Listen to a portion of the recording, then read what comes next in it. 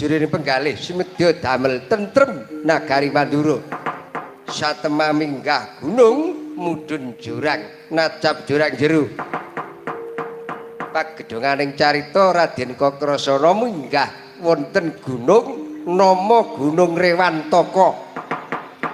Bangunaken tapa wonten ing mriku satemah ngantos kaya gagra musika Raden Kakrasana.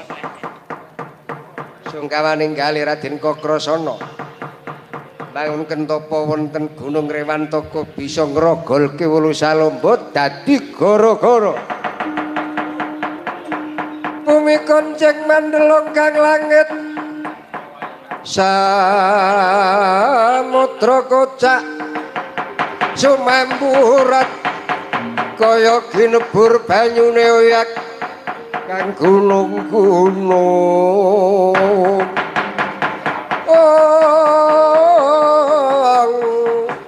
Lemah bengkah mawetu geni katempuh bayu bojro ngakoso jumegluk ngololir gelap sosro kekayon gengrebah kaya den bahabati prabawaning goro-goro.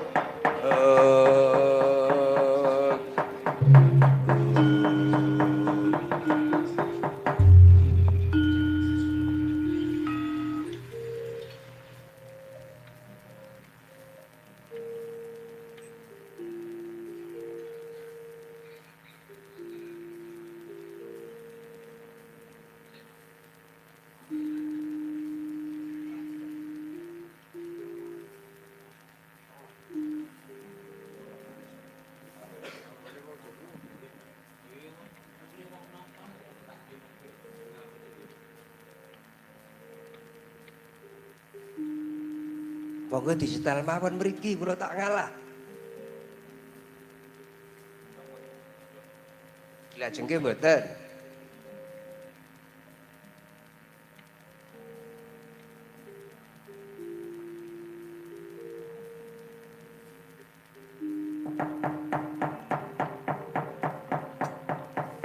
Dadya gara-gara sumundul kayangan Jonggring Saloka. Satemah para dewa-dewi Hapsara Hapsari kantaka prabawaning gara-gara ilang jagat Giripati preksa jagat lamun to kasempyuk gara-gara ngasta tirta panjuta nirmala katetesaken wonten jagat mrebawani jagat tata titi tentrem gemah ripah roh jirawi